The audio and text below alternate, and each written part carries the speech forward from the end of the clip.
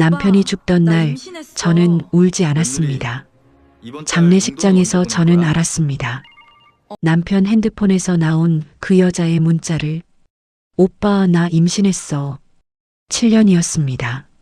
제가 암 투병하는 7년 동안 남편은 다른 여자 집을 드나들었습니다. 근데 장례식이 끝나자마자 시모가 전화했습니다. 며느리, 이번 달 용돈은 언제 보낼 거야? 저는 순간 귀를 의심했습니다. 그리고 그날부터 저는 달라지기로 했습니다. 저는 이수진입니다. 올해 61. 이 나이에 이런 얘기를 꺼내는 게 창피한 일인지도 모릅니다. 그래도 말해야 할 것 같았습니다. 혼자 사귀다가는 진짜로 병이 날 것 같아서 제 삶을 한 문장으로 정리하면 이렇습니다. 나는 평생 남을 위해 살았다. 그게 나쁜 건 아닙니다. 그렇게 살았고 그 삶에 후회는 없습니다. 다만 한 가지, 내가 그렇게 살아주는 동안 그 사람들이 나한테 어떻게 했는지 그걸 이제야 똑바로 보고 있습니다. 남편 박철호를 처음 만난 건 26이었습니다. 맞선이었습니다. 그때는 다들 그렇게 만났습니다. 어머니 손에 이끌려 찻집에 갔더니 말끔하게 차려입은 남자가 앉아 있었습니다. 인상이 좋았습니다. 눈웃음이 있는 사람이었습니다. 제가 많이 부족한 사람인데 잘 부탁드립니다. 첫 마디가 그거였습니다. 저는 그 말이 좋았습니다. 잘난 척 안 하는 사람 같아서 지금 생각하면 그 말부터가 거짓말이었는지도 모릅니다. 부족한 사람이 아니었거든요. 부족한 척을 잘하는 사람이었던 거지. 결혼은 이듬해 봄에 했습니다. 27이었습니다. 결혼하고 처음 1년은 그래도 괜찮았습니다. 시부모님은 경기도 외곽의 작은 빌라에 사셨고 우리는 서울에 전셋집을 얻었습니다. 남편은 그때 작은 무역회사에 다녔습니다. 월급이 많진 않았지만 둘이 아끼면 충분했습니다. 저도 일을 했습니다. 동네 옷가게에서 파트타임으로. 큰 돈은 아니었지만 가만히 있기 싫었습니다. 그런데 결혼한 지 딱 1년이 지났을 때 시모한테 전화가 왔습니다. 며느리야, 나 좀 봐야겠다. 목소리가 평소와 달랐습니다. 뭔가 무거운 게 실려 있었습니다. 찾아갔더니 시모가 거실 가운데 앉아 계셨습니다. 시아버지는 옆방에서 기침 소리만 냈습니다. 아버님 많이 편찮으세요? 응. 그래서 하는 말인데. 시모가 말을 꺼냈습니다. 우리 형편이 좀 어렵게 됐어. 아버지 병원비도 나가고 집 월세도 밀리고 철호한테는 말 못하겠어서 며느리가 좀 어떻게 해줄 수 있어? 저는 그 자리에서 바로 대답했습니다. 네, 어머니. 제가 알아볼게요. 집에 돌아와서 남편한테 말했습니다. 남편은 한숨을 쉬었습니다. 또 그래. 우리도 빠듯한데. 그래도 부모님인데. 월 50만 원 정도는 드려야 하지 않겠어? 남편은 시무룩하게 고개를 끄덕였습니다. 그렇게 시작됐습니다. 시아버지는 그 이듬해에 돌아가셨습니다. 위암이었습니다. 말기에 발견해서 손도 못 써봤습니다. 장례는 3일 내내 제가 도맡았습니다. 남편은 상주라 자리를 지켜야 했고 시누이 박미영은 결혼해서 대구에 살았는데 오자마자 울기만 했습니다.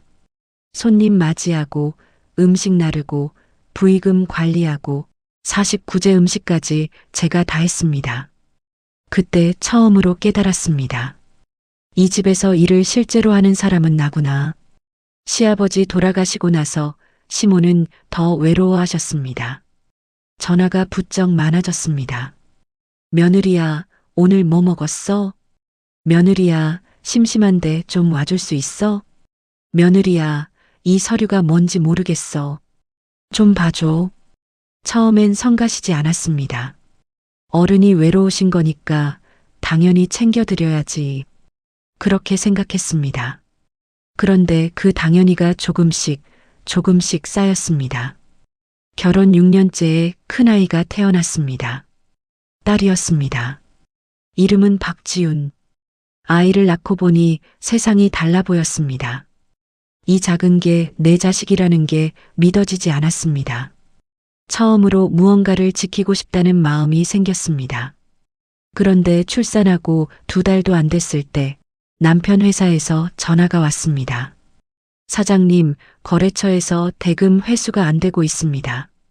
남편이 사업을 시작한 건 결혼 4년 차였습니다. 작은 수입 무역 업체를 차렸는데 처음 2년은 나쁘지 않았습니다. 그런데 갑자기 거래처 하나가 부도가 났습니다. 받아야 할 돈이 8천만 원이었습니다. 남편이 집에 와서 말했습니다. 수진아, 나 큰일 났다. 얼굴이 종이장 같았습니다. 저는 막 낳은 아이를 안고 남편 얘기를 들었습니다. 8천만 원. 그때 우리 통장에 있는 돈은 1,200만 원이었습니다. 저는 한참 생각했습니다. 그리고 말했습니다. 내가 방법을 찾아볼게. 남편이 눈을 들었습니다. 내가 무슨 방법을 찾아? 식당 해볼까 생각하고 있었어. 이참에 해보려고. 남편이 피식 웃었습니다. 장난해? 애 방금 낳았잖아. 애는 내가 키우면서 할 수 있어. 할 수 있는 거 다 해봐야지. 그게 제 첫 번째 식당의 시작이었습니다. 아이 낳고 3달 만에 저는 식당 자리를 알아보러 다녔습니다. 아이를 업고 다녔습니다. 지훈이는 그때 잘 울지 않았습니다. 마치 제 상황을 이해하는 것처럼. 구이동 근처에 작은 건물 지하를 구했습니다. 보증금 500만 원, 월세 45만 원, 메뉴는 백반이었습니다. 제가 자신 있는 음식, 간판도 제가 직접 제작했습니다. 수진네 백반집, 개업 첫날 손님이 3명이었습니다. 둘째 날은 6명, 한 달이 지나자 하루 30명 넘게 왔습니다. 그 사이에 둘째를 임신했습니다. 배가 불러오는 걸 앞치마로 가리면서 저는 새벽 4시에 일어나 재료를 손질했습니다. 남편은 뭘 했냐고요? 사업 정리하느라 바빴습니다. 채권자들 만나고 법원 다니고. 그게 나쁜 게 아닙니다. 그 일도 해야 할 일이었으니까. 다만 제가 그 시간 동안 혼자였다는 것, 그것만 말하고 싶습니다. 식당이 안정될 무렵 시모가 또 전화를 했습니다. 며느리야, 나 이 집 계속 있기 힘들 것 같아. 월세가 오른다는데 나 어떡해. 저는 잠깐 생각했습니다. 어머니, 저희 쪽으로 오시겠어요? 같이 살면 더 편하실 것 같은데. 시모는 금방 대답했습니다. 그래도 돼? 며느리가 불편하지 않겠어? 불편하냐고요? 당연히 불편했습니다. 갓난애 둘 있는 집에 시어머니까지. 저는 그게 어떤 의미인지 몰랐을까요? 알았습니다. 그래도 그렇게 했습니다. 그게 제 방식이었으니까. 시모는 우리 집에 오셔서 처음 한 달은 조용하셨습니다. 아이들도 봐주셨고 설거지도 가끔 도와주셨습니다. 그런데 2달이 지나자 달라졌습니다. 며느리, 이 반찬은 내 입에 안 맞아. 며느리, 거실 TV 소리 좀 키워줘. 잘 안 들려. 며느리, 철오 퇴근하면 고기 좀 구워. 요즘 기운이 없어. 저는 새벽 4시에 일어나 식당 준비하고 11시에 문 닫고 돌아와서 아이들 씻기고 재우고 시모 식사 챙기고 집안일하고 새벽 2시에 잠들었습니다. 그 사이에 남편은 뭘 했냐고요? 소파에 앉아 뉴스를 봤습니다. 한 번은 제가 조심스럽게 말했습니다. 여보, 나 좀 힘들어. 설거지 좀 도와줘. 남편이 말했습니다. 나도 오늘 힘든 하루였어. 그 말이 이상하게 마음에 걸렸습니다. 나는 힘든 하루가 아닌 날이 있었나? 그 말은 하지 않았습니다. 그냥 혼자 설거지했습니다. 결혼 11년째에 남편 사업이 2번째로 망했습니다. 이번엔 더 컸습니다. 빚이 2억 3천만 원이었습니다. 제가 알게 된 건 채권자가 우리 집 초인종을 눌렀을 때였습니다. 박철호 씨 계십니까? 저 차용증 갖고 왔습니다. 저는 그 자리에서 얼음이 됐습니다. 남편은 그때 집에 없었습니다. 저 혼자 그 사람을 응대했습니다. 나중에 남편한테 따졌습니다. 왜 말 안 했어? 이게 얼마야? 2억이 넘잖아. 남편이 말했습니다. 말하면 뭐가 달라져. 어차피 내가 다 해결할 거잖아. 그 말이 너무 당연한 듯 나왔습니다. 화가 났습니다. 근데 더 무서웠던 건 그 말이 틀리지 않았다는 겁니다. 저는 또 해결했습니다. 식당을 2개로 늘렸습니다. 하나는 구이동 본점, 하나는 광장동에 새로 냈습니다. 직원도 3명 고용했습니다. 새벽에 일어나는 시간이 3시 반으로 당겨졌습니다. 빚은 5년에 걸쳐 갚았습니다. 이자까지 합쳐서 2억 8천만 원.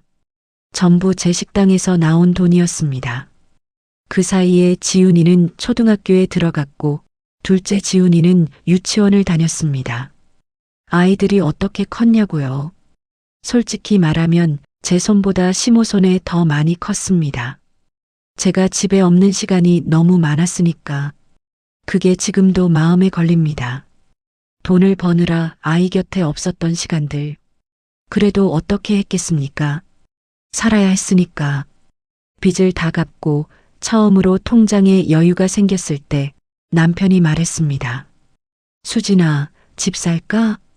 전세로 전전하던 게 지쳐있던 때였습니다. 저는 말했습니다. 어디다 사고 싶어? 강동구 쪽이 좋더라. 아이들 학교도 있고. 우리는 그해 봄에 아파트를 샀습니다.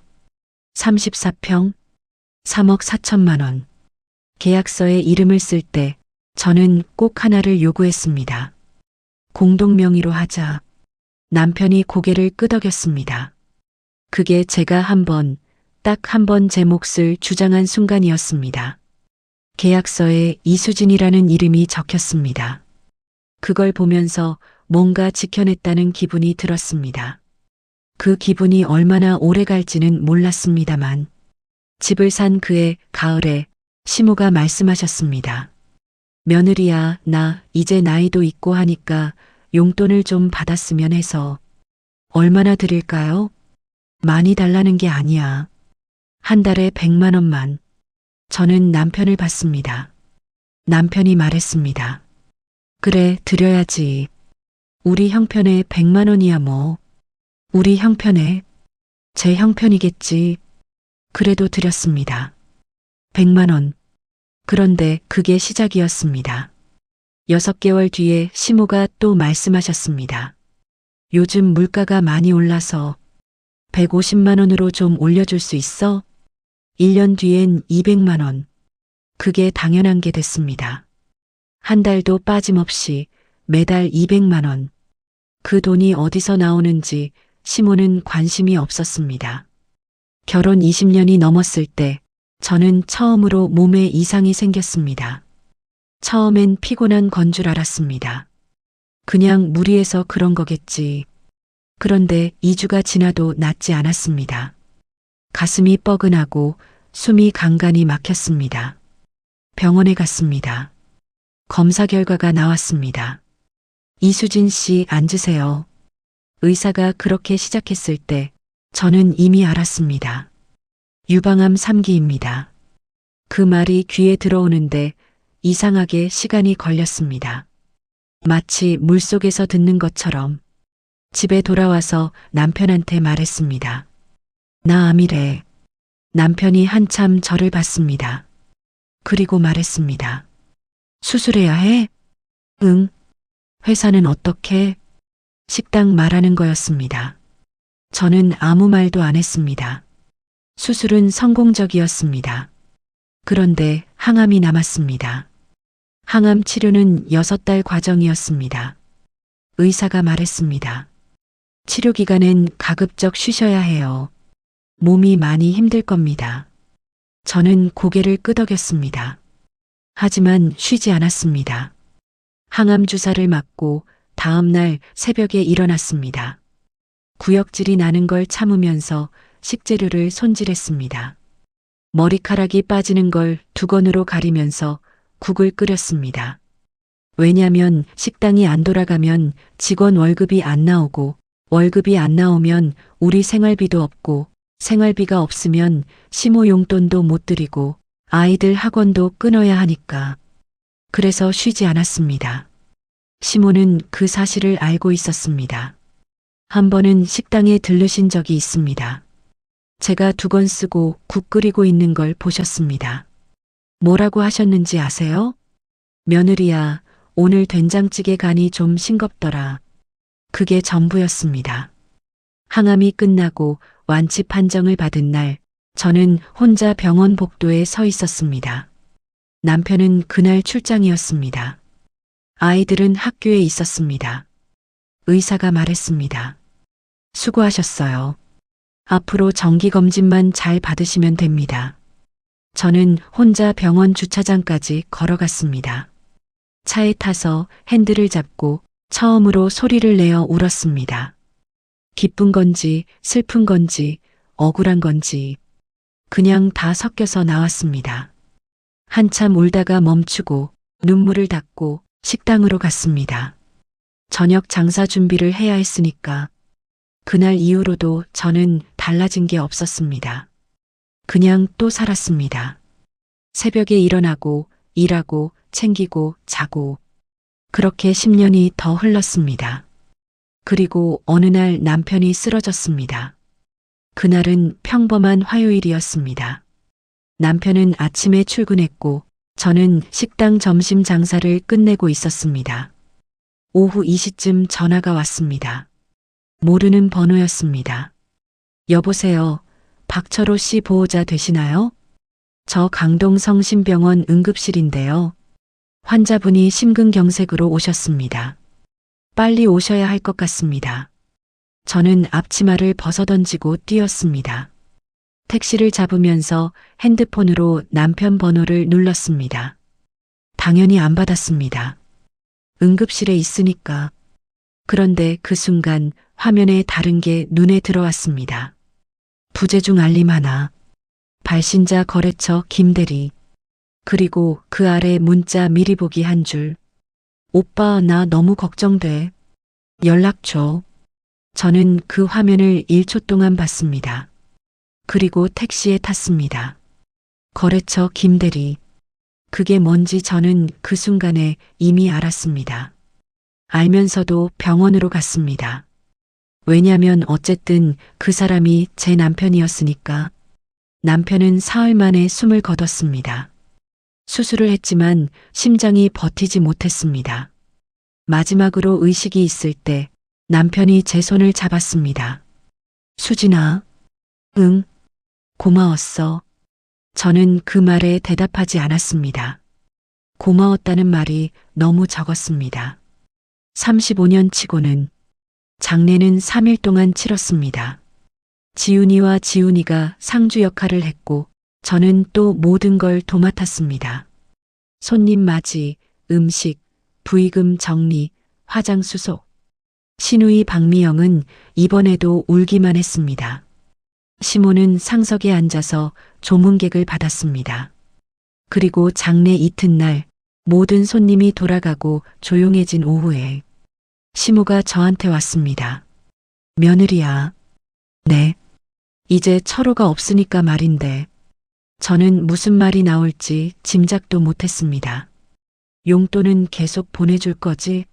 나 그거 없으면 생활이 안 돼. 그 말이 공기를 가르고 저한테 꽂혔습니다.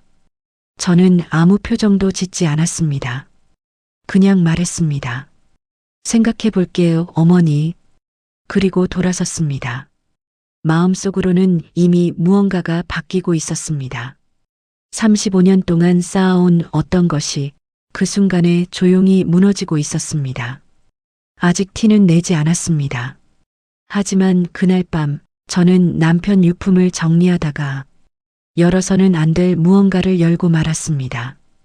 그것이 모든 것의 시작이었습니다. 그날 밤은 유독 조용했습니다. 장례가 끝나고 친척들이 돌아간 자리에 정적만 남았습니다. 아이들은 각자 방에 들어갔습니다. 지훈이는 32살 결혼해서 분당에 삽니다. 지훈이는 28, 아직 독립전이라 우리 집에 있습니다. 시모는 장례 기간 내내 우리 집에 계셨고 그날 밤도 거실 소파에서 주무셨습니다. 저는 아무것도 하기 싫었습니다. 그냥 방 불을 끄고 누웠습니다. 그런데 잠이 안 왔습니다. 남편 핸드폰이 협탁 위에 있었습니다. 잠금이 풀려 있었습니다. 병원에서 의사가 유품이라며 건네준 것 그대로 저는 한동안 그걸 보기만 했습니다. 열어야 할지 말아야 할지 그러다 결국 손이 갔습니다. 문자 목록을 열었습니다.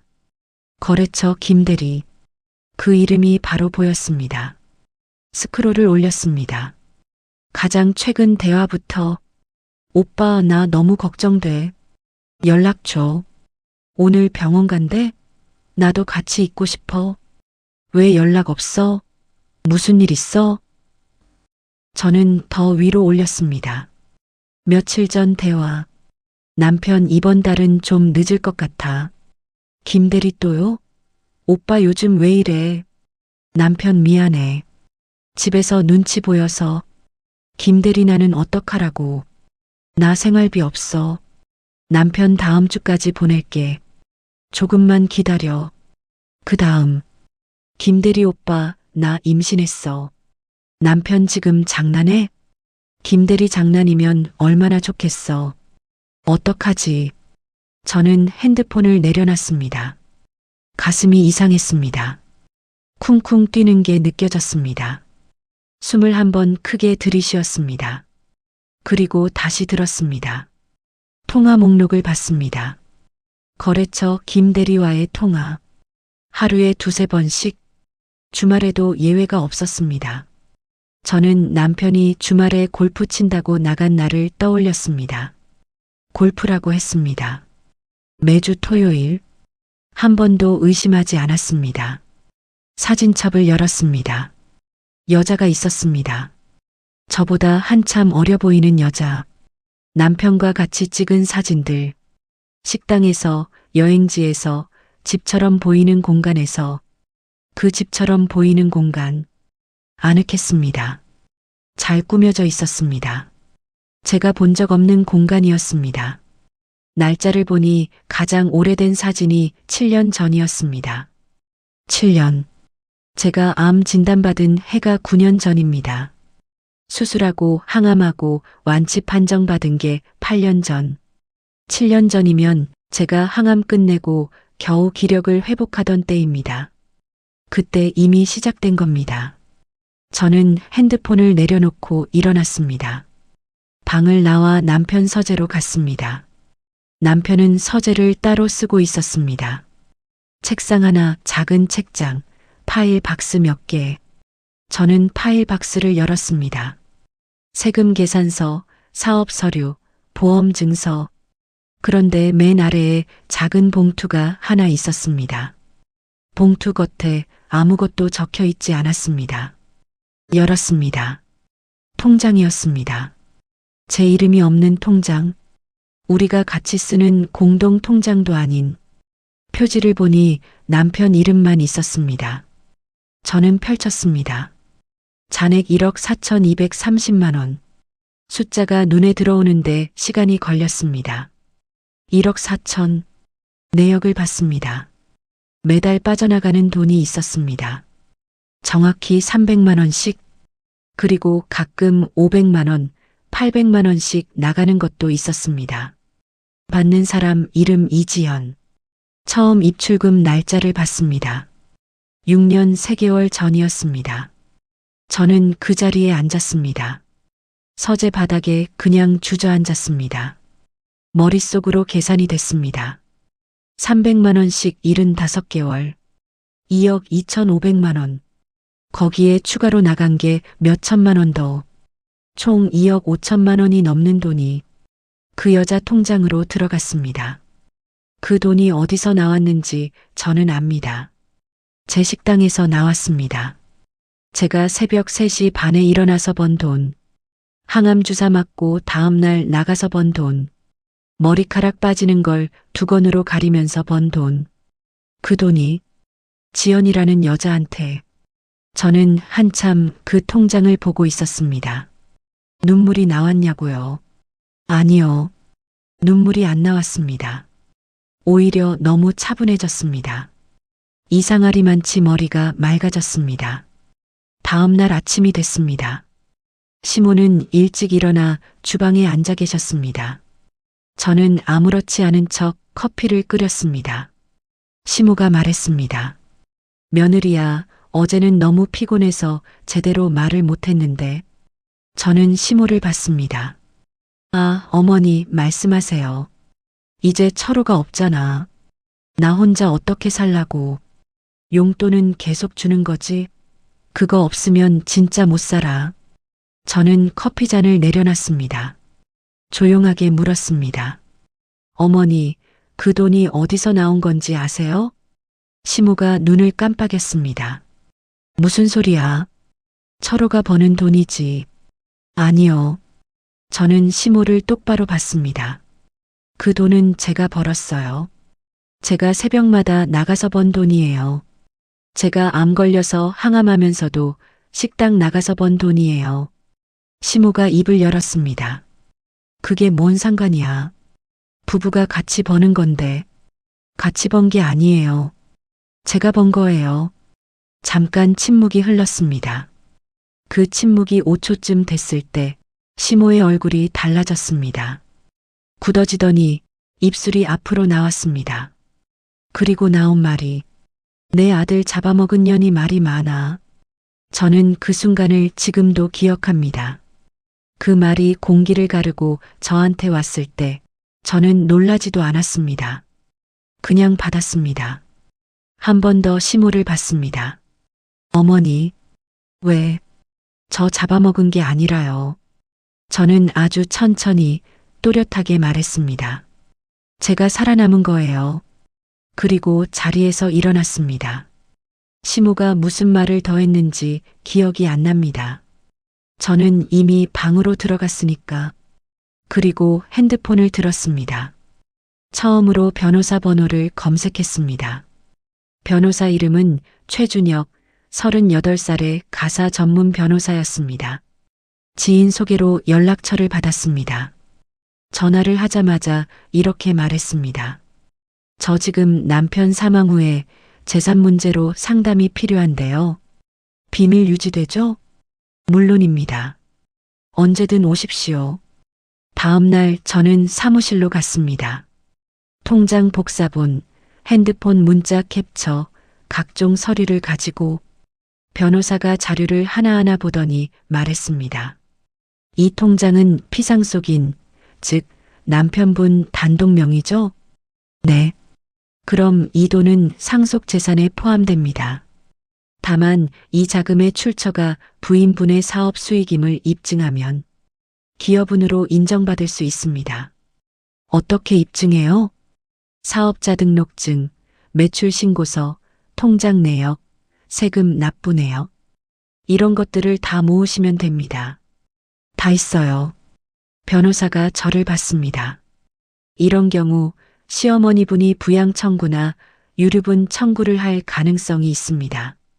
미리 대비해 두는 게 좋을 것 같습니다. 저는 말했습니다. 준비할게요. 그 말이 단순한 대답이 아니었습니다. 선전포고였습니다. 집에 돌아왔더니 지훈이가 물었습니다. 엄마, 어디 갔다 왔어? 볼일 좀 있었어. 무슨 볼일? 저는 잠깐 생각했습니다. 지훈아, 너 할머니 어릴 때부터 좋아했지? 지훈이가 고개를 끄덕였습니다. 응, 근데 왜? 그냥 가족이 소중하다는 거 알았으면 해서. 지훈이가 이상한 눈으로 저를 봤습니다. 저는 그냥 부엌으로 갔습니다. 아이들한테는 아직 말하지 않았습니다. 아버지의 그 부분을 언젠가는 말해야겠지만 아직은 아니었습니다. 아버지의 마지막 기억만은 지켜주고 싶었으니까 그게 어리석은 생각이었는지는 모르겠습니다. 그냥 그랬습니다. 사흘 뒤가 문제였습니다. 오전 10시쯤에 현관 인터폰이 울렸습니다. 화면을 보니 시모와 신우이가 서 있었습니다. 박미영, 신우이. 대구에서 올라온 거였습니다. 문을 열었습니다. 시모가 들어오면서 말했습니다. 며느리, 나 생각해 봤는데 내가 혼자 있기 힘드니까 여기서 같이 살아야겠어. 저는 두 사람을 번갈아 봤습니다. 신우이 박미영이 거들었습니다. 오빠가 없으면 엄마를 며느리가 모셔야지. 그건 당연한 거 아냐? 저는 조용히 말했습니다. 상속 정리가 아직 안 됐어요. 집 문제도 정리가 안 된 상태고요. 무슨 소리야? 시모가 목소리를 높였습니다. 이 집은 우리 철호가 산 거잖아. 며느리가 무슨 권리야? 저는 말했습니다. 계약서에 제 이름도 있어요. 공동명의예요. 시모 얼굴이 순간 굳었습니다. 신우이가 나섰습니다. 공동명의라도 오빠 지분은 우리 엄마한테 가는 거잖아. 무슨 소리야 지금. 그 목소리가 점점 커졌습니다. 내가 뭘 잘못했어? 오빠 죽은 것도 서러운데 며느리한테 이런 소리 들어야 해? 신우이가 울기 시작했습니다. 시모가 덩달아 목소리를 높였습니다. 이 집에서 나가려면 우리 철호 재산 다 내놔. 그게 법이야. 이웃집까지 들릴 소리였습니다. 저는 핸드폰을 꺼냈습니다. 아무 말 없이 최준혁 변호사한테 전화를 눌렀습니다. 여보세요, 변호사님. 지금 좀 오실 수 있어요? 시어머니 분이 지금 저희 집에 오셔서 문제가 생겼어요. 시모와 신우이가 조용해졌습니다. 변호사가 말했습니다. 제가 30분 내에 가겠습니다. 저는 전화를 끊고 두 사람을 봤습니다. 잠깐 기다려주세요. 그 말만 했습니다. 시모 얼굴이 하얗게 됐습니다. 신우이는 눈물을 닦으면서 저를 봤습니다. 그 눈빛이 처음으로 흔들렸습니다. 변호사가 왔습니다. 명함을 내밀고 자리에 앉았습니다. 어머니, 누님, 안녕하세요. 저는 이수진 씨의 법률 대리인입니다. 오늘 어떤 일로 오셨는지 말씀해 주시겠어요? 시모가 입을 꾹 다물었습니다. 신우이가 말했습니다. 우리 오빠 재산인데 며느리가 다 갖겠다는 거잖아요. 재산이 구체적으로 어떤 걸 말씀하시는 건가요? 이 집이요. 그리고 식당도. 변호사가 고개를 끄덕였습니다. 이 아파트는 이수진 씨와 박철호 씨 공동 명의입니다. 이수진 씨 지분 50%는 당연히 이수진 씨 것이고 나머지 50%는 법정 상속 절차에 따라 분배됩니다. 그럼 우리 엄마한테 오는 거잖아요. 법정 상속인은 배우자, 자녀, 그 순서입니다. 배우자인 이수진 씨가 1.5지분, 자녀가 각 1지분입니다. 어머니는 직계 비속이 있을 경우 상속 순위에서 제외됩니다. 시모가 눈을 크게 떴습니다. 그게 무슨 말이야? 직계 비속, 즉 자녀가 있을 경우에는 부모님이 상속을 받지 않습니다. 이 경우 자녀들과 배우자인 이수진 씨 세 분이 상속인이 됩니다. 시모가 자리에서 일어났습니다. 이게 무슨 법이야? 내 아들이 번 건데. 변호사가 차분하게 말했습니다. 어머니, 법이 그렇게 정해져 있습니다. 시모와 신우이는 그날 돌아갔습니다. 신우이가 나가면서 저한테 말했습니다. 옳게, 우리 엄마 이러시면 안 되잖아. 저는 말했습니다. 미영 씨, 나는 35년 동안 이 집에서 뭐가 안 됐어요? 말해봐요. 신우이가 입을 다물었습니다. 지금까지 한 번도 항의한 적 없어요. 이제 내 권리를 지키려는 건데 이게 왜 안 되는 거예요? 신우이가 나갔습니다. 문이 닫혔습니다. 변호사가 말했습니다. 마음이 많이 힘드시겠어요. 저는 고개를 저었습니다. 아니요. 오히려 선명해졌어요. 변호사가 저를 봤습니다. 무엇이요? 내가 지금까지 어떻게 살았는지. 저는 창문 밖을 봤습니다. 그리고 앞으로 어떻게 살아야 하는지. 그날 밤 저는 혼자 남편의 비밀 통장 내역을 다시 꺼냈습니다. 그리고 전에 못 봤던 걸 발견했습니다.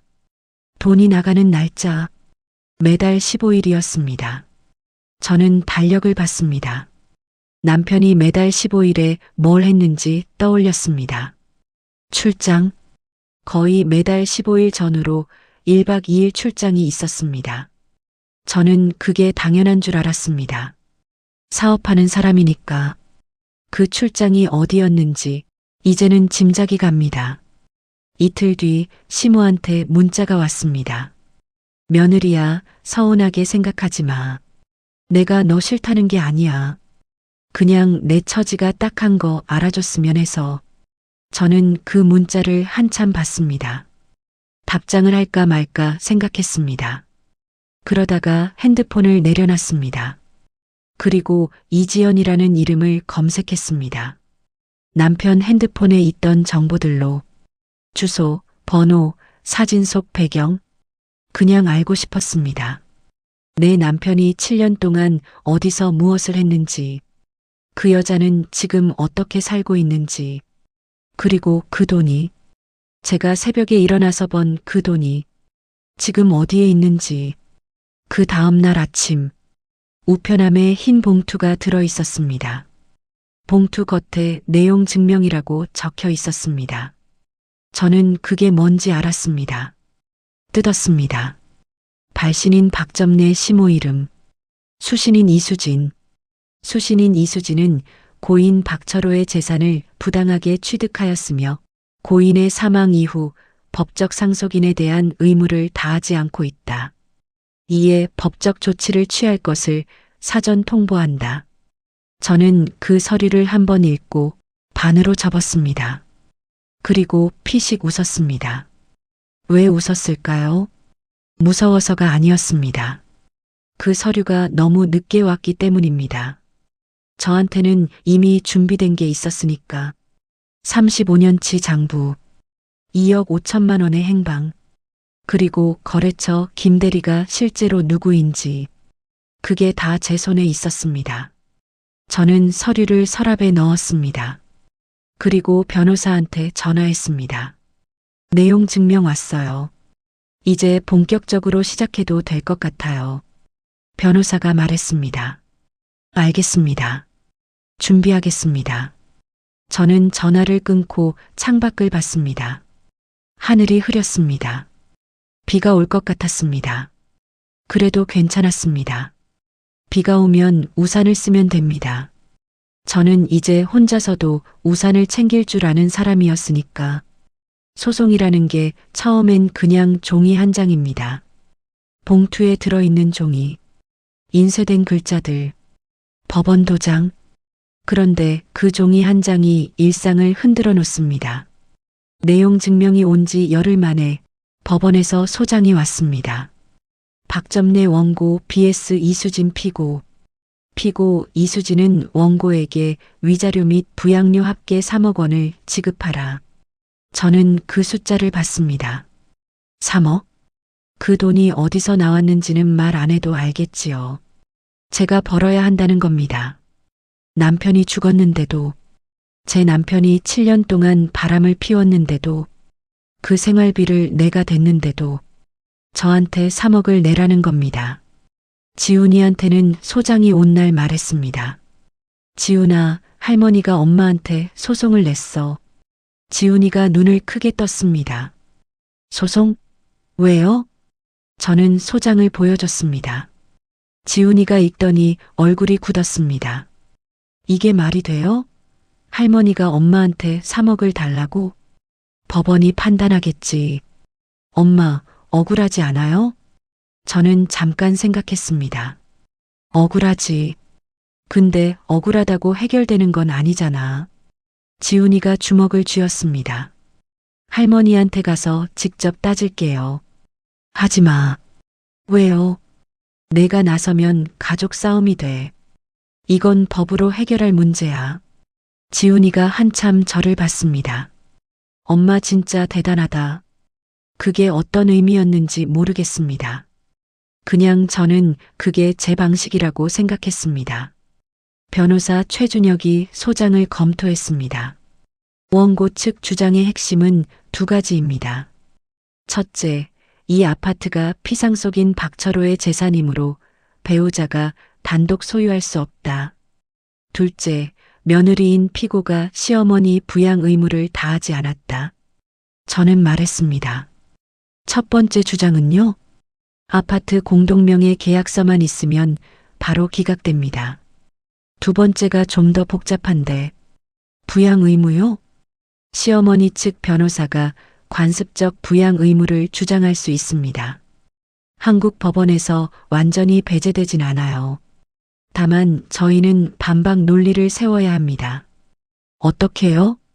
부인분이 35년 동안 이 가정의 실질적 생계 부양자였음을 입증하는 겁니다. 그리고 원고, 즉 시어머니가 피고에게 어떤 행동을 했는지도 입증해야 합니다. 저는 고개를 끄덕였습니다. 다 서류로 남아 있어요. 좋습니다. 그리고 한 가지 더. 변호사가 저를 봤습니다. 이지연 씨 관련 자료도 중요합니다. 피상속인이 부부 공동 재산을 혼외 관계에 지출한 사실은 부인분의 기여분을 높이는데 결정적으로 작용합니다. 저는 그 이름을 들으니 다시 마음이 복잡해졌습니다. 그 여자 찾아가야 하나요? 변호사가 조심스럽게 말했습니다. 법적으로 강제는 아닙니다.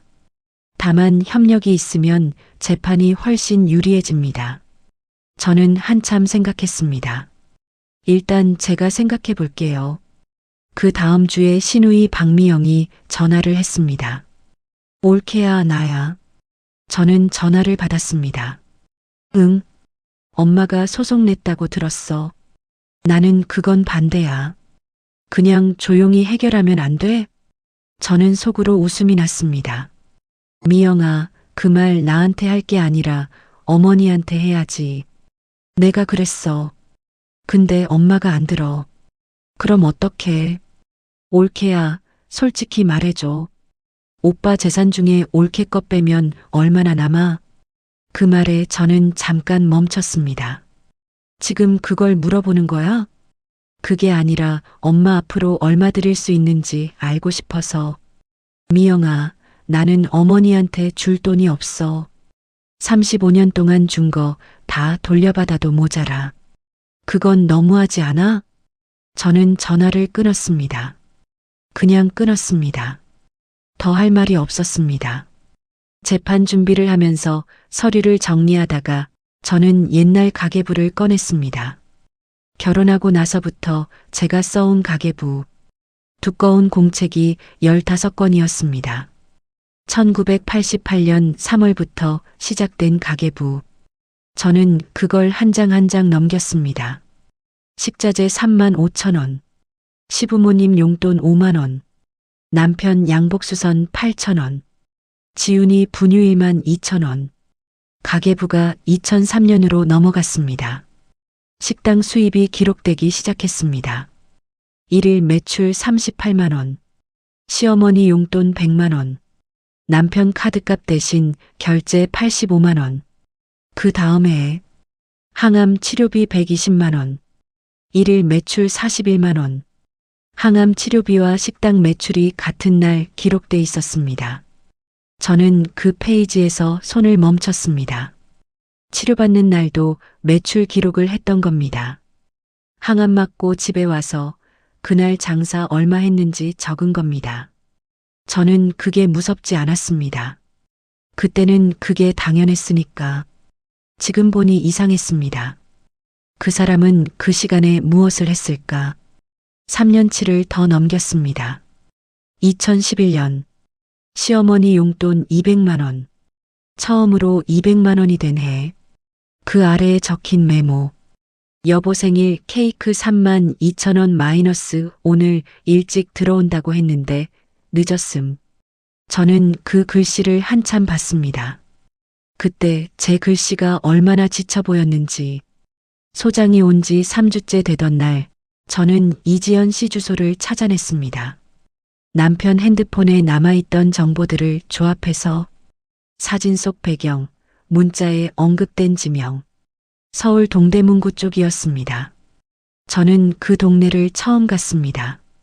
오래된 빌라 밀집 지역이었습니다. 주차도 어렵고 골목이 좁았습니다. 그 여자가 사는 건물 앞에 서서 저는 한참을 그냥 서 있었습니다. 올라가야 하나? 그냥 돌아가야 하나? 그런데 문이 열렸습니다. 젊은 여자가 나왔습니다. 생각보다 어렸습니다. 40도 안 돼 보였습니다. 눈이 퉁퉁 부어 있었습니다. 마치 오래 울었던 것처럼. 그 여자도 저를 봤습니다. 저는 말했습니다. 이지연 씨죠? 여자가 굳었습니다. 누구세요? 박철호 씨 아내입니다. 여자는 저를 한동안 봤습니다. 그리고 작은 목소리로 말했습니다. 들어오세요. 저는 좁은 계단을 올라 여자의 집에 들어갔습니다. 작은 투룸이었습니다. 깨끗했습니다. 아이 물건이 여기저기 있었습니다. 장난감, 작은 신발, 크레파스. 여자가 말했습니다. 앉으세요. 저는 앉았습니다. 잠깐 침묵이 흘렀습니다. 저는 먼저 말했습니다. 싸우러 온 게 아니에요. 여자가 저를 봤습니다. 그럼요. 확인하고 싶은 게 있어서요. 뭐요? 저는 말했습니다. 남편이 유부남인 걸 언제 알았어요? 여자가 눈을 내리깔았습니다. 2년쯤 전에요. 그 전엔 몰랐어요? 네. 진짜로. 처음엔 혼자 사는 사람인 줄 알았어요. 출장이 많은 사람이라고 해서 저는 그 말을 들었습니다. 믿기지 않았습니다만 거짓말처럼 보이지도 않았습니다. 알고 나서 왜 안 끊었어요? 제가 물었습니다. 여자가 잠깐 있다가 말했습니다. 그때 이미. 여자가 배를 내려다봤습니다. 아니, 배가 아니라 방 쪽을. 그때 방문이 조금 열렸습니다. 작은 발이 나왔습니다. 그리고 아이가 나왔습니다. 4살짜리 남자아이. 눈이 크고 코가 오뚝하고. 저는 그 얼굴을 보고 멈췄습니다. 남편이었습니다. 아이 얼굴이 남편을 빼닮았습니다. 아이가 여자한테 달려갔습니다. 엄마, 누구야? 여자가 아이를 안으며 말했습니다. 손님이야. 저리 가서 놀아. 아이가 저를 한번 보고 방으로 들어갔습니다. 그 아이 손에 뭔가 들려 있었습니다. 과자 봉지였습니다. 저는 그 과자를 봤습니다. 어딘가 낯이 익었습니다.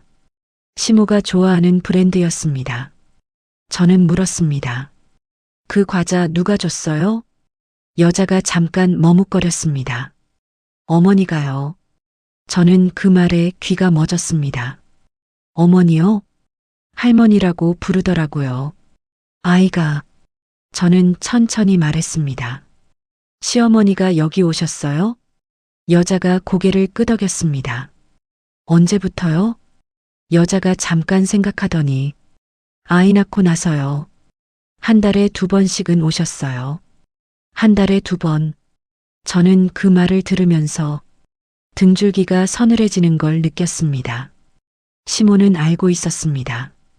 처음부터 남편이 이 여자와 만나는 것도, 이 아이가 태어난 것도, 여기서 뭔 일이 벌어지고 있는지도. 그러면서 저한테는 며느리야, 용돈 보내줘. 며느리야, 내 아들 잘 챙겨줘. 며느리야, 내가 있어서 든든해. 그 말들이 얼마나 빈말이었는지 저는 가슴이 뒤틀렸습니다. 그런데 화가 나는 것보다 모든 게 이제야 이해가 된다는 기분이 더 컸습니다. 시모가 소송을 건 이유, 그게 이제 보였습니다. 저는 여자한테 물었습니다. 시어머니가 왜 오셨는지 말씀하셨어요? 그냥 아이 보러 오신 건가요? 여자가 잠깐 망설였습니다. 처음엔 그런 줄 알았어요. 근데 몇 번 오시더니 그 말씀을 하시더라고요. 무슨 말이요? 이 아이 앞으로 재산을 만들어줘야 한다고. 그게 자기 아들이 살아있을 때 못한 건데 자기가 해주고 싶다고. 저는 그 말을 들으면서 시모의 그림이 완성됐습니다. 소송의 목적이 저한테 3억을 받는 게 아니었습니다. 혼인 외 출생자, 즉 이 아이한테 박철호의 상속분을 넘겨주려는 겁니다.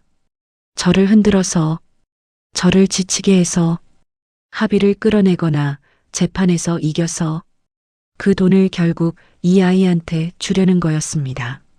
물론 그 아이가 아버지의 친자라면 법적으로 상속 청구권이 있습니다. 그런데 그 방법이 저한테 소송을 거는 거였다는 게 저는 여자한테 말했습니다. 지연 씨, 나는 이 아이한테 감정이 없어요. 아이는 잘못한 게 없으니까. 여자가 저를 봤습니다. 그리고 이 아이가 박철호 씨 아이라면 법적으로 상속 청구권이 있는 것도 사실이에요. 여자가 눈을 깜빡였습니다. 근데 지금 이 방식은 잘못됐어요. 시어머니가 소송을 통해 저를 압박하는 방식으로 이 아이 몫을 챙기려는 건 법적으로도 문제가 있고 무엇보다 저한텐 너무 부당해요. 여자가 고개를 끄덕였습니다. 저는 말했습니다. 저랑 같이 움직이면 이 아이 앞으로 정당한 몫을 받게 해드릴 수 있어요. 시어머니 소송 방식이 아니라 법적으로 바른 절차로.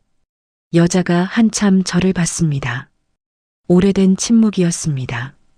그 침묵 속에서 여자가 뭔가를 결정하고 있다는 게 느껴졌습니다. 그리고 여자가 말했습니다. 어떻게 하면 돼요?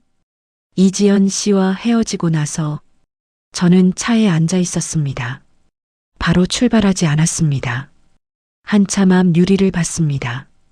35년 동안 제가 살아온 집, 그 집 안에서 내가 모르는 일들이 얼마나 많았는지.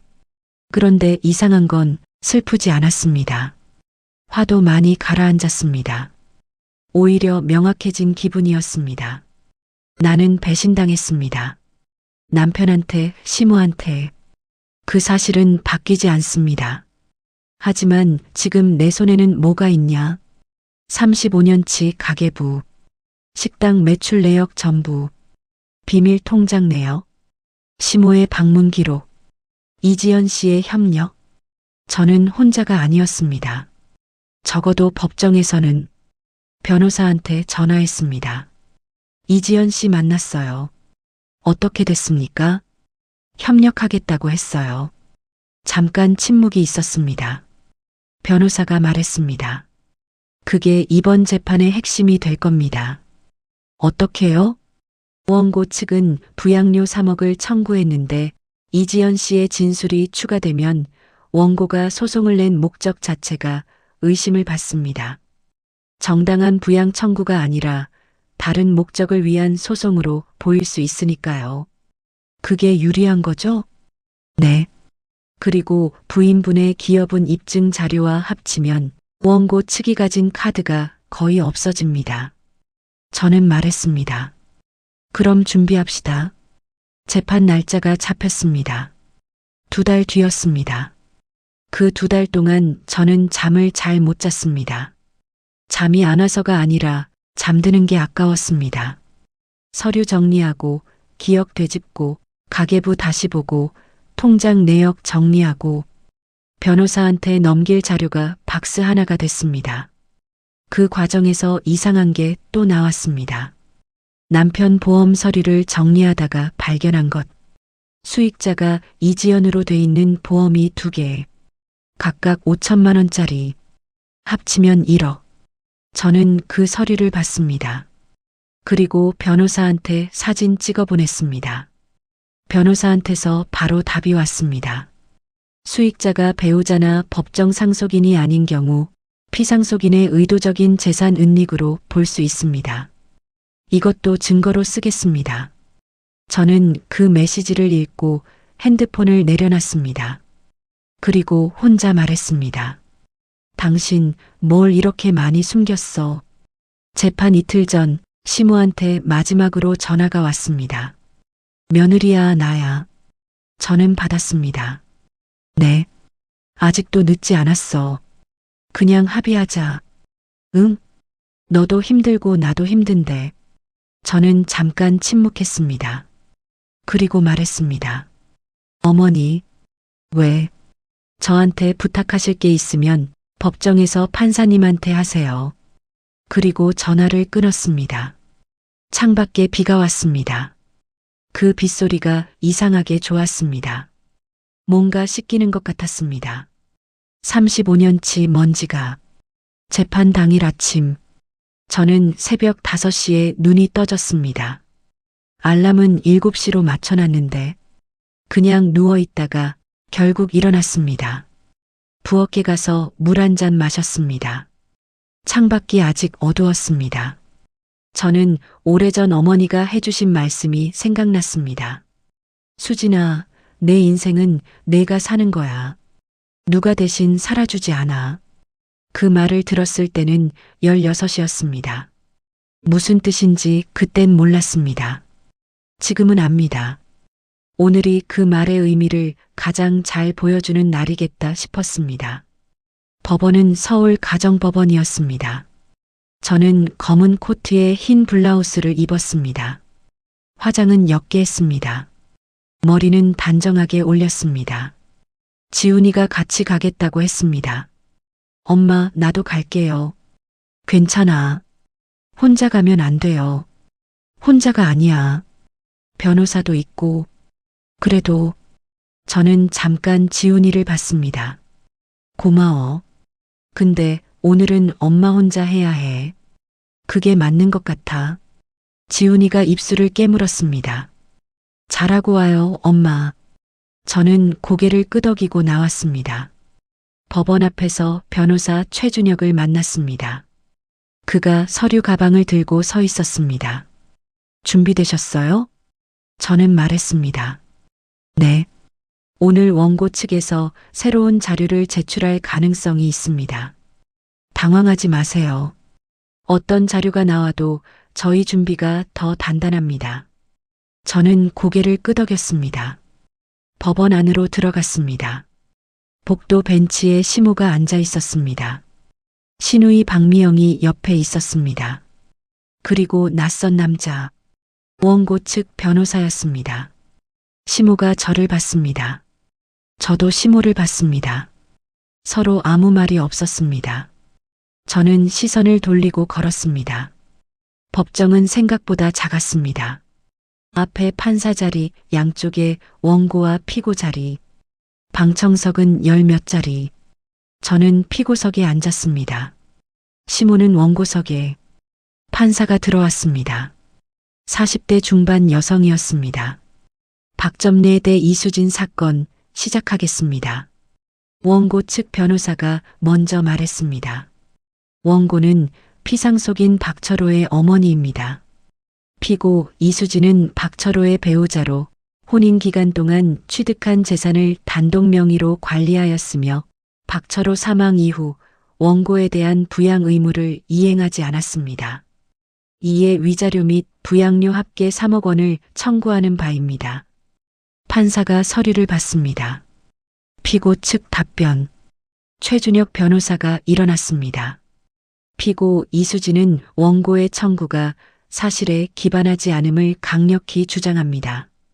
피고는 35년간 이 가정의 실질적 생계 부양자였으며 원고에게 부당한 의무를 강요받아온 당사자입니다. 오늘 이 사실을 증명하겠습니다. 원고 측이 먼저 자료를 제출했습니다. 아파트 등기부등본입니다. 피상속인 박철호 명의 지분 50%. 판사가 확인했습니다. 피고 측. 최준혁이 자료를 냈습니다. 동일한 등기부등본입니다. 피고 이수진 명의 지분 역시 50%입니다. 공동명의 아파트에서 피고, 지분은 당연히 피고의 것입니다. 원고 측 변호사가 받아쳤습니다. 공동명의라도 자금 출처가 피상속인이라면 문제가 됩니다. 최준혁이 즉각 답했습니다. 자금 출처를 제출하겠습니다. 박스가 열렸습니다. 이수진 씨의 사업자 등록증, 2003년 3월 취득, 이후 2024년까지 21년간 유지. 다음 서류, 국세청 홈택스 매출 신고서, 2003년부터 2024년까지 전부. 다음 서류, 사업용 통장 내역, 21년치 전부. 마지막, 소득세 납부 내역.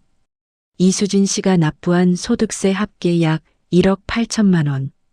방청석이 조용히 술렁였습니다. 판사가 서류를 하나씩 검토했습니다. 원고 측 변호사가 다시 나섰습니다. 인정합니다. 피고가 경제활동을 한 건 사실입니다. 그러나 혼인 기간 중 취득한 재산은 부부 공유 재산이며 따라서 피상속인의 기여도 인정돼야 합니다. 최준혁이 말했습니다. 피상속인의 기여도를 논하기 전에 피상속인이 이 재산을 어떻게 사용했는지 먼저 확인이 필요합니다. 판사가 눈을 들었습니다. 최준혁이 서류를 꺼냈습니다. 피상속인 박철호 명의 비밀 통장 내역입니다. 이 통장은 배우자인 이수진 씨가 접근 불가능했던 계좌입니다. 심호 쪽에서 움직임이 느껴졌습니다. 이 계좌에서 6년 3개월간 매달 300만 원씩 합계 2억 2,500만 원이 이지연이라는 인물에게 송금됐습니다. 추가 송금 포함 총 2억 5,300만 원. 판사가 서류를 들었습니다. 이지연이라는 인물은 누구입니까? 최준혁이 말했습니다. 피상속인의 혼외관계 상대방입니다. 그리고 피상속인의 혼외 자녀를 양육 중입니다. 법정이 잠깐 조용해졌습니다. 원고 측 변호사가 이의를 제기했습니다. 그 사실이 본 사건 부양료 청구와 어떤 관련이 있습니까? 최준혁이 차분하게 말했습니다. 관련이 있습니다. 원고는 이수진 씨에게 부양 의무 불이행을 주장했습니다. 그러나 이수진 씨는 21년간 이 가정의 생계를 책임졌으며 매달 200만 원씩 원고에게 지급해왔습니다. 동시에 피상속인이 부부 공유 재산에서 2억 5천만 원 이상을 무단 유출한 사실이 있습니다. 이 상황에서 원고의 부양 청구는 정당성을 잃습니다. 원고 측 변호사가 말했습니다.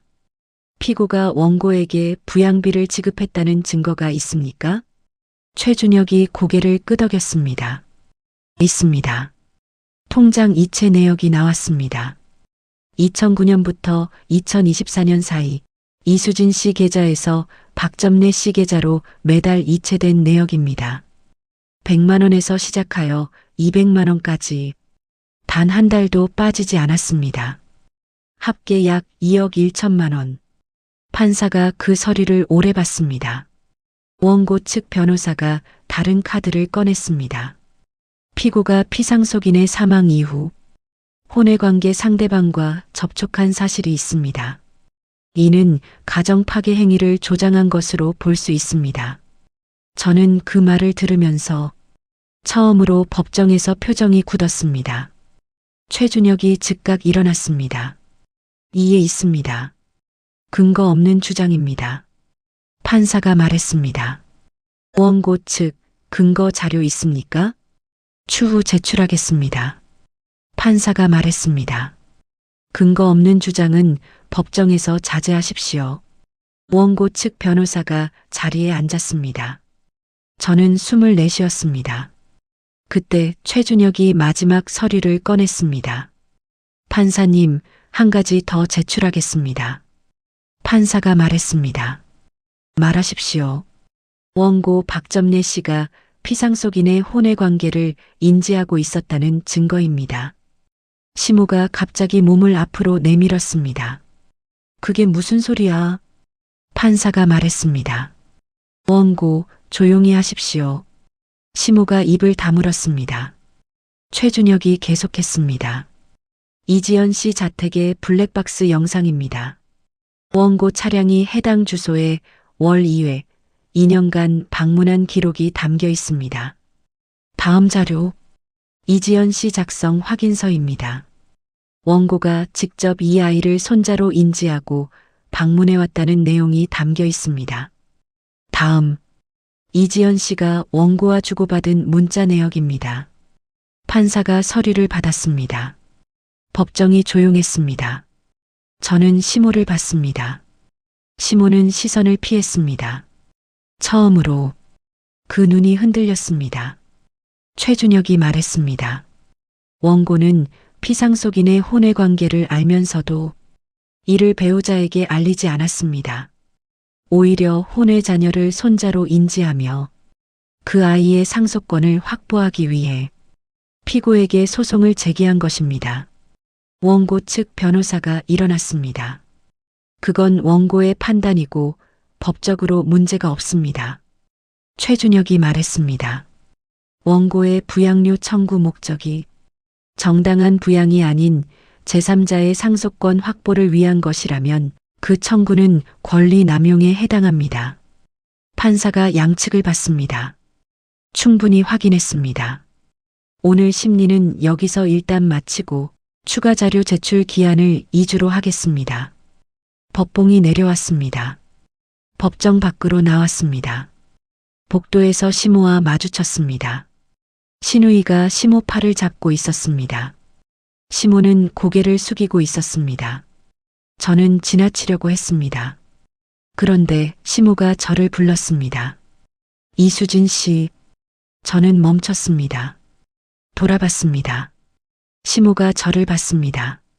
그 눈이 이상했습니다.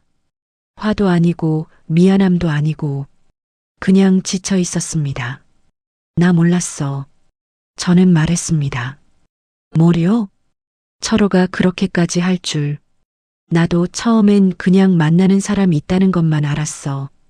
아이가 생긴 건 나중에 알았고 저는 그 말을 들었습니다. 믿어야 할지 말아야 할지 모르겠었습니다. 근데 알고 나서 왜 저한테 말 안 하셨어요? 시모가 입술을 움직였습니다. 말할 수가 없었어. 그 아이가 내 핏줄인데 어떻게 외면해? 저는 그 말을 들었습니다. 한참 후에 말했습니다. 어머니, 응, 그 마음은 이해해요.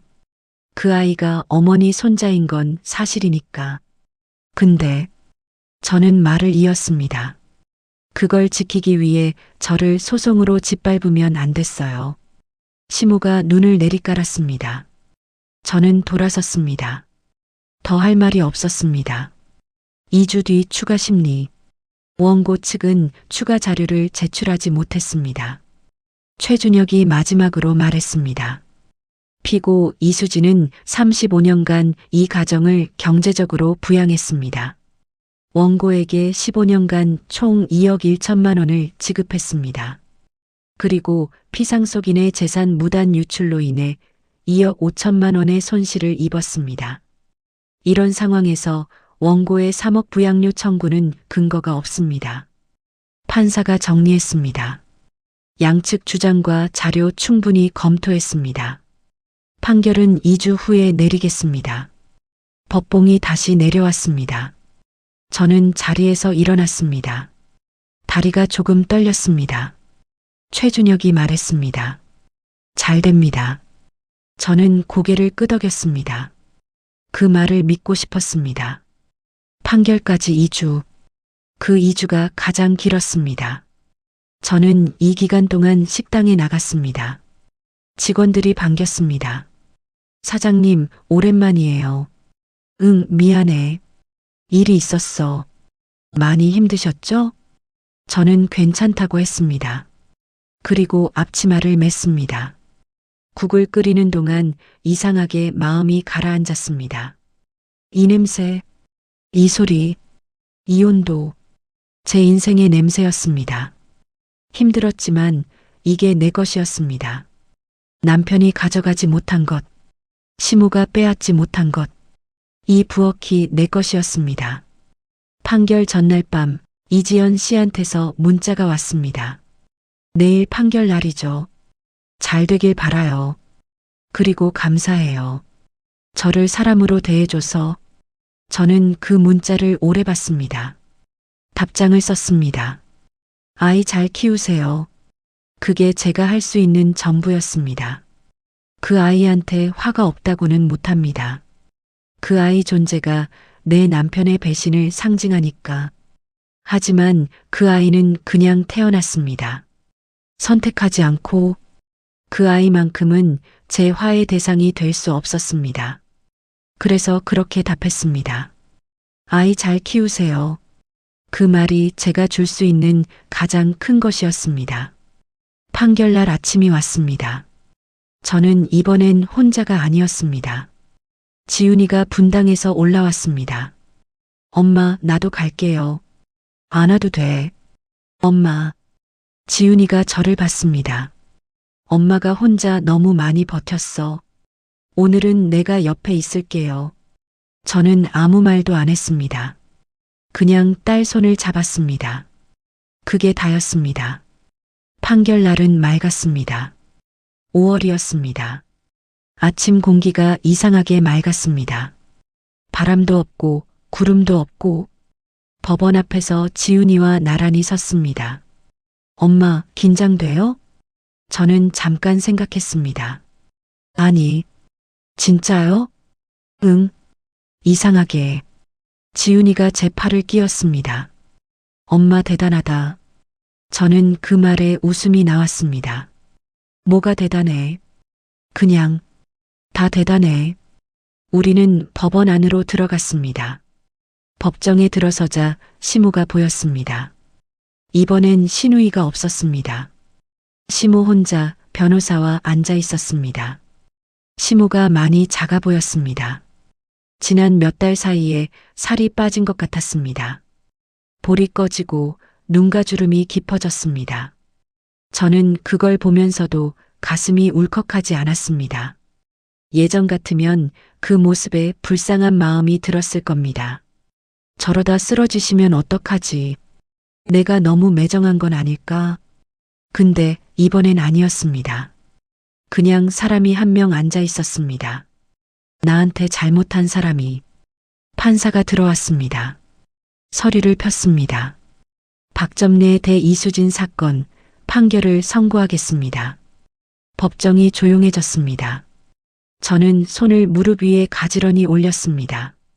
지훈이가 제 손을 살짝 잡았습니다. 판사가 말을 시작했습니다. 주문, 원고의 청구를 기각한다. 그 말이 나왔을 때 저는 눈을 감았습니다. 1초, 그리고 떴습니다. 판사가 계속 말했습니다. 소송 비용은 원고가 부담한다. 원고 측 변호사가 무언가 적었습니다. 시모는 고개를 숙이고 있었습니다. 판사가 판결 이유를 설명했습니다. 피고 이수진은 혼인기간 21년간 사업을 운영하며 가정의 실질적 생계를 책임진 사실이 입증되었습니다. 원고에게 15년간 총 2억 1천만 원 상당을 지급한 사실도 확인되었습니다.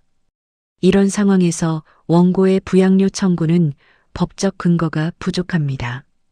다음, 피상속인 박철호가 부부 공유 재산에서 혼외관계 상대방에게 2억 5천만 원 이상을 유출한 사실이 확인되었으며 이는 피고의 재산권에 중대한 침해를 가져왔습니다. 다음, 원고가 이 사실을 인지하면서도 피고에게 고지하지 않고 오히려 혼외 자녀와 지속적으로 접촉하면서 소송을 제기한 것은 권리의 남용으로 볼 여지가 있습니다. 따라서 원고의 청구 전부를 기각합니다. 법봉이 내려왔습니다. 그 소리가 법정에 울렸습니다. 법정 밖으로 나왔습니다. 복도 햇살이 창문으로 들어오고 있었습니다. 지훈이가 제 손을 꼭 쥐었습니다. 엄마, 응, 이겼어요. 저는 그 말을 들었습니다. 이겼다. 그 말이 이상하게 크게 들렸습니다. 35년 동안 한 번도 이긴 적이 없었습니다. 아니, 이기려고 생각한 적도 없었습니다. 그냥 버텼습니다. 살았습니다. 참았습니다. 근데 오늘은 이겼습니다. 최준혁 변호사가 악수를 청했습니다. 고생하셨습니다. 저는 손을 잡았습니다. 감사해요. 잘해주셨어요. 저는 자료 정리만 한 겁니다. 사실 싸운 건 이수진 씨가 하셨어요. 저는 그 말이 좋았습니다. 한 가지 더 말씀드릴 게 있어요. 뭔가요? 오늘 판결에서 피상속인의 재산 유출이 확인됐습니다. 이에 대해 부인분이 상속 재산 조정 청구를 추가로 할 수 있습니다. 비밀 통장에 남은 1억 4천만 원, 그리고 보험금 1억. 이 부분도 정리하는 게 좋을 것 같습니다. 저는 잠깐 생각했습니다. 그 돈은요? 네. 이지연 씨 아이 앞으로 신탁을 세워주세요. 그 아이가 성인이 되면 쓸 수 있도록. 변호사가 눈을 크게 떴습니다. 확실합니까? 네. 이유를 여쭤봐도 될까요? 저는 말했습니다. 그 아이는 잘못한 게 없어요. 그 돈이 어디서 나왔든 간에 그 아이 아버지 몫이에요. 제 감정이랑 그 아이 권리는 별개예요. 변호사가 저를 한참 봤습니다. 그리고 고개를 끄덕였습니다. 알겠습니다. 법원을 나오려는데 뒤에서 목소리가 들렸습니다. 이수진 씨, 시모였습니다. 저는 멈췄습니다. 돌아봤습니다. 시모가 지팡이를 짚고 복도를 걸어오고 있었습니다. 생각보다 빠른 걸음이었습니다.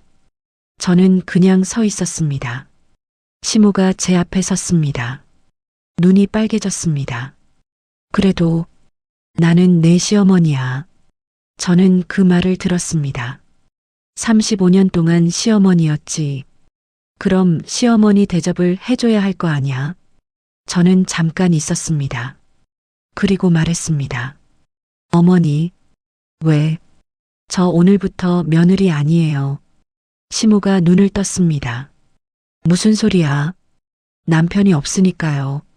며느리라는 관계도 없는 거예요. 그게 무슨 말이야? 우리 철호 자식들 엄마잖아. 아이들 엄마는 맞아요. 근데 어머니 며느리는 아니에요. 시모가 입술이 떨렸습니다. 저는 돌아섰습니다. 잠깐, 시모가 불렀습니다. 저는 멈추지 않았습니다. 지훈이가 제 옆에 붙어 걸었습니다. 엄마, 응, 할머니가 부르는데. 알아. 어떡해요?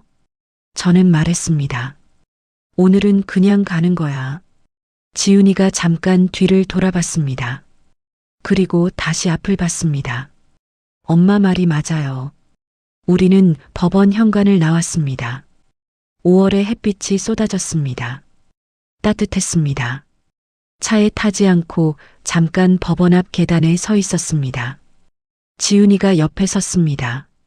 엄마, 이제 어떻게 할 거야요? 저는 생각했습니다.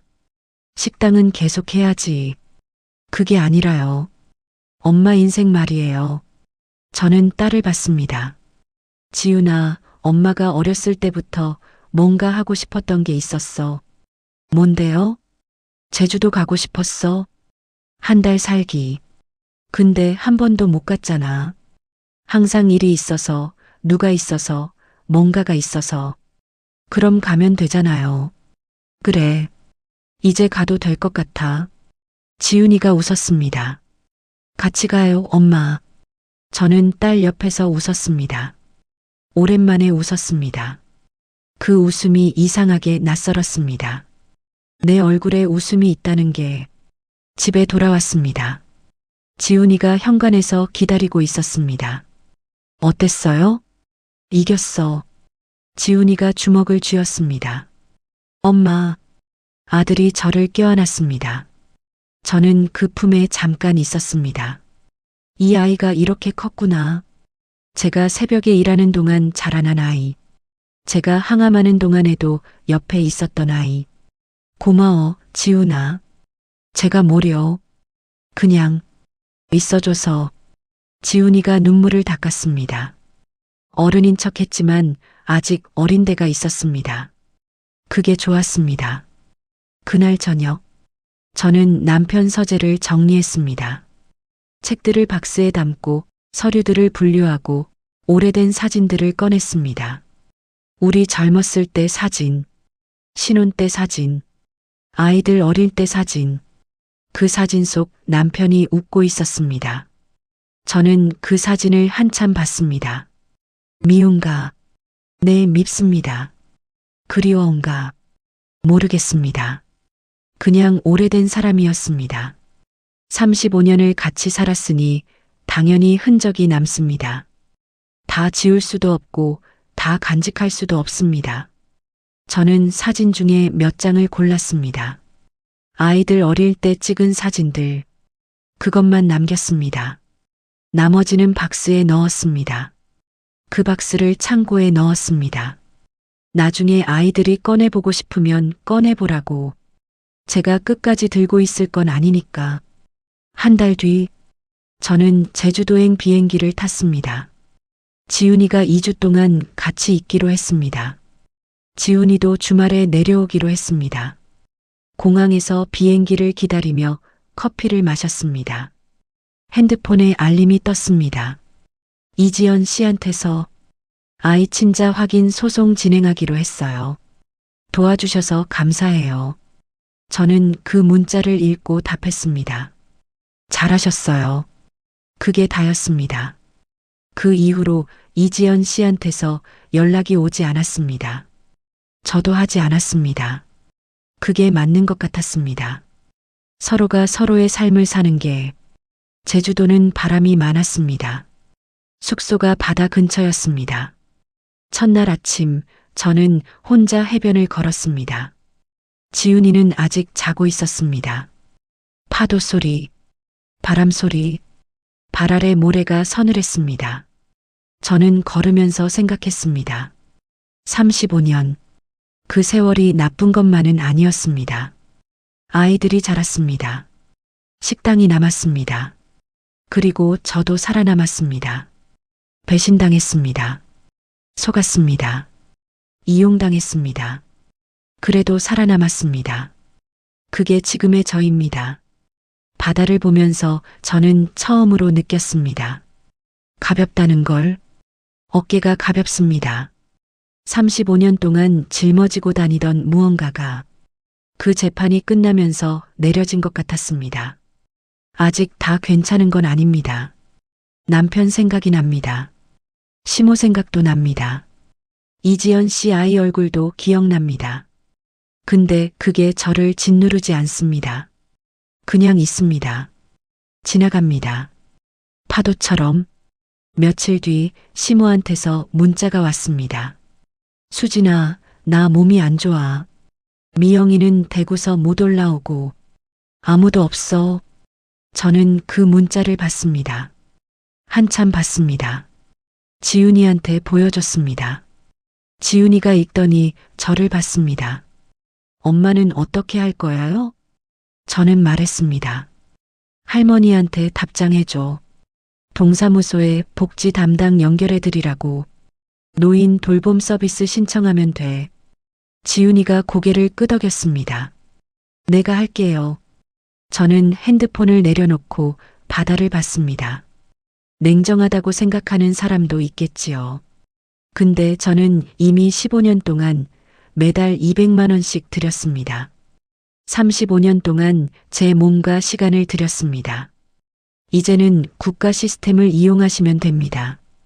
그게 저한테 연락하는 것보다 훨씬 체계적이고 안전합니다. 저는 더 이상 그분의 며느리가 아니니까. 제주에서 2주를 보냈습니다. 마지막 날, 저는 혼자 성산 일출봉 근처 카페에 앉았습니다. 창밖으로 바다가 보였습니다. 노트 한 권을 꺼냈습니다. 가계부 쓸 때 쓰던 거랑 비슷한 공책, 펜을 들었습니다. 그리고 첫 장에 썼습니다. 이수진의 두 번째 인생. 그게 다였습니다. 뭘 더 쓸지는 몰랐습니다. 어떻게 살지 아직 다 정해진 건 아닙니다. 식당은 계속 할 것 같습니다. 제가 잘하는 일이고 좋아하는 일이니까. 여행도 가끔 할 것 같습니다. 이번에 보니까 좋았습니다. 바다가 이렇게 좋은 줄 몰랐습니다. 그리고 저를 위한 시간. 그게 가장 낯선 개념입니다. 35년 동안 없었던 것. 나를 위한 시간. 이제 가져도 됩니다. 가져야 합니다. 그게 이상한 게 아니라는 걸 이제는 압니다. 서울로 돌아오는 비행기 안에서 지훈이가 잠들었습니다. 저는 창밖을 봤습니다. 구름이, 하늘이 주황빛이었습니다. 노을이었습니다. 저는 그 색을 보면서 생각했습니다. 노을이 아름다운 건 저녁이라서가 아닙니다. 하루가 끝나가서가 아니라 그 빛이 진짜라서 아름다운 겁니다. 뜨겁고 선명하고 저도 그렇게 살고 싶었습니다. 뜨겁고 선명하게 누구 그늘 아래가 아니라 내 빛으로. 비행기가 서울에 가까워졌습니다. 저는 창문에서 눈을 돌렸습니다. 그리고 앞을 봤습니다. 에필로그. 그로부터 1년 뒤 저는 62이 됐습니다. 식당은 여전히 잘 됩니다. 직원이 5명으로 늘었습니다. 지훈이는 둘째를 임신 중입니다. 지훈이는 취업을 했습니다. 시모는 노인 돌봄 서비스를 이용하고 있다고 들었습니다. 건강은 나빠지지도 나아지지도 않은 상태라고. 저는 한 달에 한 번 혼자 어딘가를 갑니다. 지난달엔 경주에 갔습니다. 이번 달엔 강릉, 다음 달엔 남해를 생각 중입니다. 혼자 가는 여행이 처음엔 어색했습니다. 식당에서 혼자 밥 먹는 것도. 근데 이젠 괜찮습니다. 혼자라는 게 외로운 게 아닐 수 있다는 걸 이제 압니다. 혼자지만 가볍습니다. 그게 지금의 저입니다. 이수진, 62. 두 번째 인생, 이제 막 시작했습니다. 마지막으로 여러분한테 하고 싶은 말이 있습니다. 참으면 다 해결된다고 했습니다. 모르는 척하면 다 지나간다고 했습니다. 가족이 먼저라고 했습니다. 그 말들이 틀린 건 아닙니다. 가족이 소중한 건 사실이고 인내가 미덕인 건 맞습니다. 근데요, 나를 소모하면서까지 지켜야 할 가족은 없습니다. 나를 잃으면서까지 참아야 할 인내는 없습니다. 내가 있어야 가족도 있습니다. 내가 서 있어야 옆 사람도 기댈 수 있습니다. 35년 만에 알았습니다. 늦었지만 알았습니다. 알고 나서 달라졌습니다. 그게 어쩌면 충분한 겁니다. 끝. 이 사연이 공감되셨다면 좋아요와 구독 한번 눌러주세요. 이수진 씨처럼 버티고 있는 분들이 꼭 계실 것 같아서 그분들한테 이 이야기를 전하고 싶었습니다.